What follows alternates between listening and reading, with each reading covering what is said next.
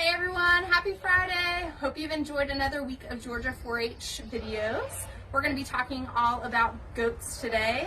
As you can tell, Freckles is not happy. She doesn't even want to look at the camera because it's not all about chickens this week. We'll let her go. So as I said, we're going to be talking about goats. Some general facts about goats. Their lifespan is 15 to 18 years. They also have some really cool eye pupils. They're actually horizontal, so they can see broader and see predators if they're coming at them. Another thing that they have that's special to goats, they all have beards, male and females. They have beards and horns. Their horns are made out of living bone, but they're covered in keratin, which sheds just like our fingernails and our hair. Another cool thing about goats is there are 300 distinct breeds, and they are one of the first domesticated animals. They're also ruminants, so that means they have one stomach, but there's 4 different parts or chambers. And it goes through the rumen, the reticulum, the omasum, and the abomasum. So if you've ever seen one of our goats or our sheep chewing the cud, they've actually regurgitated some of their food because they let some acid break it down and they're actually chewing it back down to go into that next chamber.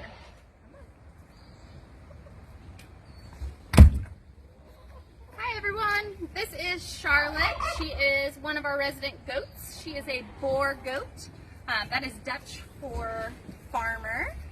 She came here, I'll say 3 or 4 years ago, from a South Georgia 4-H'er. She just raised her from bottle fed, and I think she lived in our house with her, so she was very needy.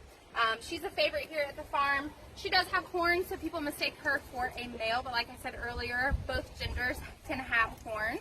And she doesn't really have a beard because boar goats don't really usually have beards. But she is white with those brown speckles, and that's the norm for a boar goat. They were brought over in the 1900s as a meat producer. They're one of the most popular breeds for meat production. Charlotte here has tags on her ears, and they have GA for Georgia on them. Just like humans get their own immunizations, goats do too if they travel. So that is what the tags are on her ears. Something really special about boar goats is they are disease resistant and they can live in hot temperatures. Say hi, Charlotte. Our next goat is Daisy May. She might start army crawling on her knees. She's really good at finding all the food that's hidden beneath the rocks and pine straw. She is a La Mancha goat. Say it with me, La Mancha. That means she has teeny tiny ears. That's what distinguishes her as a La Mancha goat. If you can see, she doesn't really have long floppy ears like our other goats do.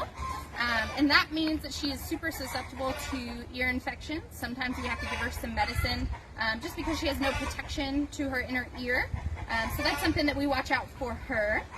La Mancha goats were they were started in the United States and California in 1927 as a dairy goat. The only way that you can get dairy from a goat is if they are constantly having kids. So all of our dairy goat farmers have to constantly have baby goats or kids to produce that milk in their goats. Something special about Daisy is with her ears. You guys saw how Charlotte had her tags.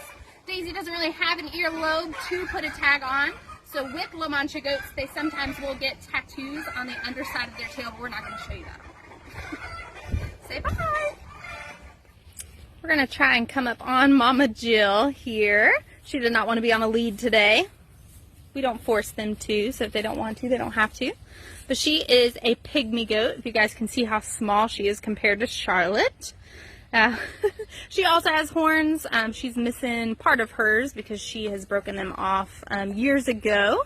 But she is special here because she had 3 kids 4 years ago, or 5 years ago, excuse me. And she actually gave birth to 3, so she had 2 males and a female. And the female unfortunately didn't make it after kid birth. But the 2 males, Victor and Valentino, if you know them, they now live at Rock Eagle at their pioneer site. A lot of people ask if Mama Jill is pregnant now. She is a little wider than the other goats, but if you can imagine, she had 3 kids inside, and all those organs you have in there anyways get pushed around, and they just kind of stayed where they were put. Daisy's gonna come say hey. But Mama Jill is a pygmy goat, so she is smaller. She is an all-purpose goat, so she is bred for her meat, her milk, and her fur. If anyone's ever been here for a Farm to Play class, she has the softest fur of everyone's. So they are used for their all-purpose goats. They were brought over in the 1930s and through the 60s for research animals at zoos, but they were also brought over for companion animals because they're so docile. Mama Jill has her own sass as she's stomping her feet. She's got a few flies around her that are annoying her. But she is our last goat that we're going to show today, and I'm going to try and show you their pupils on Daisy May real quick. Let's see if she'll let me hold her. Come here. You can see their pupils. I don't know if Charlotte will let me show you. Sure.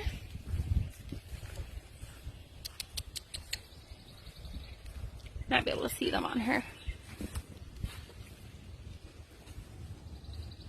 So they have those horizontal pupils.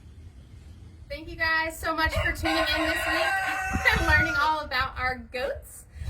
Tune in next week. We are going to be doing a spa day with our goats. They're going to do some shearing with our baby doll sheep, Twix, and we're going to be doing some nail trims.